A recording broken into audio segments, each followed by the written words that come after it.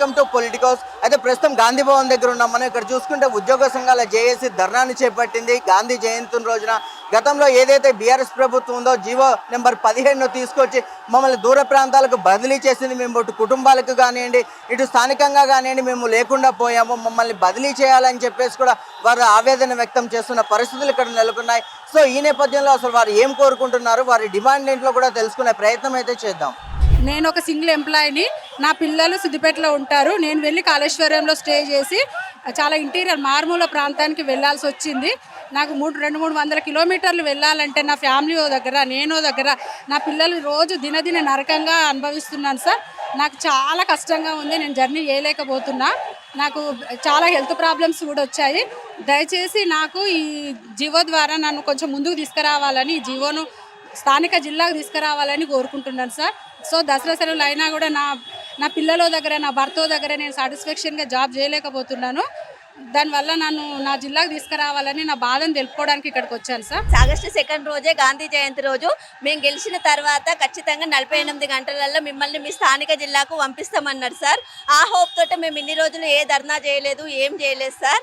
దయచేసి మాకు మా స్థానిక జిల్లాకు పంపించండి సార్. ఇప్పటికీ కరెక్ట్ 1 ఇయర్ అయింది మేము సీఎం సార్ మీద హోప్ పెట్టుకొని.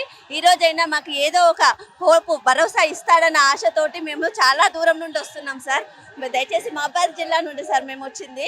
మా బాధను సీఎం సార్ అర్థం చేసుకొని మా ఆవేదనను అర్థం చేసుకుంటాడని మేము భావిస్తున్నాం సార్. మా స్థానికతని నష్టపోతున్నాం. మేము పుట్టి పెరిగింది ఒక జిల్లాలో, జీతం చేసేది ఇంకో జిల్లాలో. పరాయి జిల్లాలో మేము పరాయి వారం అయిపోతున్నాం. మాకెక్కడ స్థానికత అనేది లేకుండా అయిపోతున్నది. ఇక్కడ లోకాలిటీ లేదు, అక్కడ లోకాలిటీ లేదు. మరి మా పిల్లల భవిష్యత్తు ఏంటి? మా భవిష్యత్తు పోయింది, మా పిల్లల భవిష్యత్తు ఏంటి? మరి సీఎం రేవంత్ అన్న గారు, అన్న మీరు 48 గంటల్లో మా సమస్యను పరిష్కరిస్తామన్నారు. మరి మా సమస్యను ఇంకా పరిష్కరించలేదు. కేబినెట్ కమిటీ వేసి కాలయాపన చేస్తున్నారు.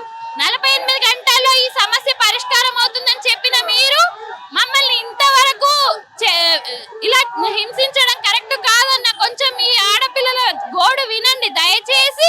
మాకు న్యాయం చెయ్యాలి. మా స్థానికత అనేది మాకు కావాలి. సీఎం గారి మీద మాకు చాలా నమ్మకం అయితే ఉంది సార్. మాకు సబ్ కమిటీని ఏర్పాటు చేసి చాలా నమ్మకాన్ని కలిగించిండ్రు.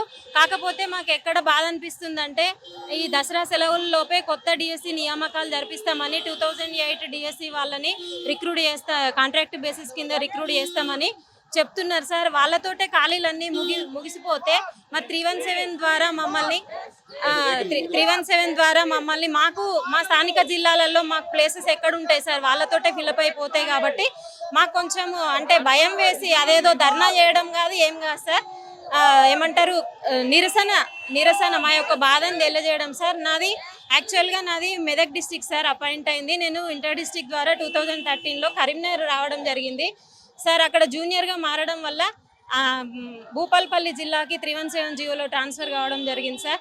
మళ్ళీ నా స్థానిక జిల్లా అయిన సిద్దిపేటకి నన్ను పంపిస్తారని దయచేసి సీఎం గారిని వేడుకుంటున్నాను. మా సాంఘిక సంక్షేమ గురుకుల పాఠశాల విద్యాలయ సంస్థలు మాత్రము ఈ లిస్టులో ఏం చేశారంటే, ఈ క్లారికల్ మిస్టేక్ జరిగినాయి. సెక్రటరీ మేడం ఏం చేయలేదు. కాకపోతే వీళ్ళు ఈ మిస్టేక్ల వల్ల మా ఈ సీనియర్స్ పోయి జూనియర్స్ అయ్యాము, ఎక్కడో లిస్ట్ వెళ్ళాము.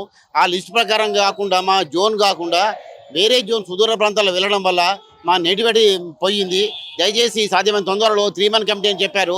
ఆ 3-man కమిటీ రోజు కాలయాపన చేస్తుంది తప్ప వాళ్ళు సమస్యను పరిష్కార దిశలో వాళ్ళు వెళ్లకుండా వాళ్ళు ఇంకో రకం వెళ్తూ అది కాలయాపన చేస్తే రేపు డిఎస్సి వస్తున్నది, తర్వాత ప్రమోషన్లు ఇబ్బంది అవుతున్నాయి. ఏ విధంగా చూసినా కానీ మాకు కూడా దూరం వెళ్ళి పోవడం వల్ల ఆరోగ్యంగా ఇబ్బంది అవుతున్నది. షుగర్, బీపీ, కొత్త లేని రోగాలు తెచ్చుకోవాల్సిన పరిస్థితి వస్తున్నది. ఎక్కడో మేము మా స్కూళ్ళల్లో బెంచ్ల మీద పడుకునే పరిస్థితి వస్తున్నది. ఈ కుటుంబాలని వదిలి స్థానికత వెళ్ళిపోతే రేపొద్దున మాకు పిల్లలకైనా రేపొద్దు భవిష్యత్తు వాళ్ళ ఉద్యోగులకైనా ఇబ్బందులు పడినాయి. సాధ్యమైన తొందరలో మన రేవంత్ రెడ్డి ముఖ్యమంత్రి గారికి వేడుకుంటున్నాం. ఈ 3-man కమిటీని వాళ్ళు తొందరగా నిర్ణయం తీసుకొని హామీ ఇచ్చిండ్రు. వచ్చిన ప్రభుత్వం కూడా అదే విధంగా అందుకే వచ్చింది. కాబట్టి వాళ్ళు కాలయాపన చేయకుండా సాధ్యం తొందరలో ఇస్తారని భావిస్తూ ధన్యవాదాలు సార్. Thank you. ఓడ ఎక్కేదాకా ఓడమల్లయ్య అని చెప్పి, ఓడ దిగినాక బోడమల్లయ్య అని చెప్పి మరి ప్రభుత్వం యొక్క తీరున్నట్టుగా మరి మేము భావిస్తున్నాం. 2.5 సంవత్సరాలుగా ఎంతో మంది ప్రాణత్యాగం చేసినప్పటికీ కూడా కనీసము చీమ గుట్టిన లేని ప్రభుత్వం నిజంగా ప్రజాప్రభుత్వం అని చెప్పి మరి ఉపాధ్యాయ లోకానికి, ఉద్యోగ లోకానికి కొంత ఇబ్బంది కలిగినట్టుగా మేము భావిస్తున్నాం. మరి 48 గంటల లోపల గద్దెనెక్కిన తర్వాత వెంటనే జీవోను రద్దు చేస్తా అని చెప్పి మరి తెలంగాణ సింహం లాంటి మాటలు చెప్పినటువంటి రేవంత్ రెడ్డి గారు మరి ఆ మాటను మర్చిపోయి ఈ రోజు సింహమా కాదా? ఎందుకు మరి ఈ రకంగా మరి తప్పుడు మాటలు మాట్లాడడం జరిగింది? ఉపాధ్యాయ లోకాన్ని, ఉద్యోగ లోకాన్ని ఎందుకు మరి ఈ రకంగా చేయడం జరుగుతుందో మరి పెద్దవాళ్ళు ఆలోచించాల్సిందిగా మరి మేము వేడుకుంటూ ఈ చీకటి జీవోను ముగ్గురు పాత ముఖ్యమంత్రి ఏదైతే చేసిండో అతని యొక్క చెంపదెబ్బ కొట్టడం దీన్ని వెంటనే రద్దు చేసినట్టే మరి ఉద్యోగ లోకము, ఉపాధ్యాయ లోకము ఖచ్చితంగా మరి హర్షిస్తని చెప్పి మరి మేము వేడుకుంటున్నాం సార్. నా పేరు శివరాజ్ సార్, మాది నిర్మల్ జిల్లా, ఉమ్మడి ఆదిలాబాద్ జిల్లాలో వస్తుంది. ఇప్పుడున్న సీనియర్లు సొంత జిల్లాలోనే ఉన్నారు, రాబోయే జూనియర్లు సొంత జిల్లాలోనే ఉన్నారు. కానీ కేవలం మధ్యలో నియామకమైన తెలంగాణ వచ్చిన కొత్తలో నియామకమైన మేము మాత్రమే వేరే జిల్లాలో, అంటే ఉమ్మడి జిల్లాలో అయినప్పటికీ మేము జిల్లాలో ఆ జిల్లాను వదిలి రాలేని పరిస్థితిలో ఉన్నప్పుడు ఇప్పుడు అది చాలా కష్టతరమైనది. ఏంటంటే GO 370 అనేది లాస్ట్ లింక్ అయ్యేది రాజ్యాంగానికి లింక్ అవుతుందండి. ఈ రాజ్యాంగంలోని 371D ఆర్టికల్ ఏ రాష్ట్రానికి లేని హోదా మన రాష్ట్రానికి ఉందండి, తెలుగు రాష్ట్రాలకు ఉంది. 371D ఆర్టికల్ అనేది ఆర్టికల్ తో ముడిపడి ఉన్న GO 370, దానికి ఏమాత్రం విరుద్ధం. ఇది 370 GO అనేది విరుద్ధం. జిల్లాలను విభజించినంత మాత్రాన ఉద్యోగులను విభజించాల్సిన రూల్ ఏం లేదు.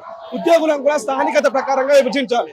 PO 2018 అనేది కొత్త రిక్రూట్మెంట్స్ కండి, పాత రిక్రూట్మెంట్స్ కాదు. పాత రిక్రూట్మెంట్స్ ని కేవలం స్థానికత ఆధారంగానే విభజన చేయాలి. మమ్మల్ని వేరే జిల్లాలో బదిలీ చేసి 30-40 ఏళ్ళు అక్కడే పనిచేయాలంటే అక్కడి నిరుద్యోగులకు కూడా నష్టం జరుగుతుంది. కాబట్టి ప్రభుత్వం ఖచ్చితంగా ఆలోచించాలి. ఈ 317 వల్ల చాలా మంది చాలా సమస్యలు ఎదుర్కొంటారు. మీరు చూస్తున్నారు, ఎవరు కూడా సమస్యలు ఇల్లు దాటారు. ఇంతమంది ఈరోజు దాదాపు 1000 మంది ఇక్కడికి వచ్చినంటే దాదాపు ఒక 20,000 మంది సఫర్ అవుతారు. ఇంతమంది ఇక్కడికి వచ్చిర్రు. ఇంత సఫర్ అవుతారు అంటే తల్లి ఒక దగ్గర, తండ్రి ఒక దగ్గర, సరిగ్గా పిల్లల్ని చూసుకోవడం లేదు, అలాంటి సమస్యలు. ఒక్కొక్కళ్ళు ప్రతిరోజు 250 కిలోమీటర్ల ప్రయాణం చేసి డ్యూటీ వేయాల్సి వస్తున్నారు. చాలా మందికి బ్యాక్ పెయిన్ లో స్టంట్స్ బ్యాక్ పెయిన్ లో వచ్చి చాలా మంది దానివల్ల ప్రాబ్లం ఫేస్ చేస్తున్నారు. నేను 2 సార్లు నాకు యాక్సిడెంట్ అయింది 317 జర్నీలో. నేను నా ఇంటికి 10 కిలోమీటర్ల దూరంలో ఉన్నటువంటి స్కూల్ ఇప్పుడు తీసినాను 200 కిలోమీటర్ల దూరంలో పడేయడం జరిగింది. మేము డిమాండ్ చేసేది ఒకటే, మీరు జిల్లాలు చేసినారు, మా జిల్లాలో మమ్మల్ని ఉండనివ్వండి. టీచర్ అనేది ఒక డిస్ట్రిక్ట్ పోస్ట్ కాబట్టి ఎవరి డిస్ట్రిక్ట్ వాళ్ళది, ఎవరి జోన్కు వాళ్ళని అలౌట్ చేయండి. మీకు 2000 DSC వాళ్ళని ఫిల్అప్ చేయడానికి ఖాళీలు ఉంటాయి, అలాగే 2020 DSC వాళ్ళని ఫిల్అప్ చేయడానికి ఖాళీలు ఉంటాయి. కానీ మా వచ్చేసరికి ఎందుకు ఖాళీలు ఉంటలేవు అని చెప్పి నేను ప్రశ్నిస్తున్నాను. గవర్నమెంట్ తలుచుకుంటే ఒక సంతకంతో పని అయిపోతుంది, కానీ ఇంత ఖాళీ పని ఎందుకు చేస్తుందో మాకు అర్థమైతే లేదు. ఈరోజు మేము శాంతిగా వచ్చి శాంతిరాలుగా చేయడం జరుగుతుంది. సో చూశారు కదా, 370 జీవో వల్ల మేము స్థానికంగా కానివ్వండి చాలా నష్టపోతున్నాము. వేరే జిల్లాలకి బదిలీ చేయడం వల్ల మా కుటుంబాలకు కూడా దూరం అయిపోయాము, మానసికంగా శారీరకంగా చాలా హింసపడుతున్నాము.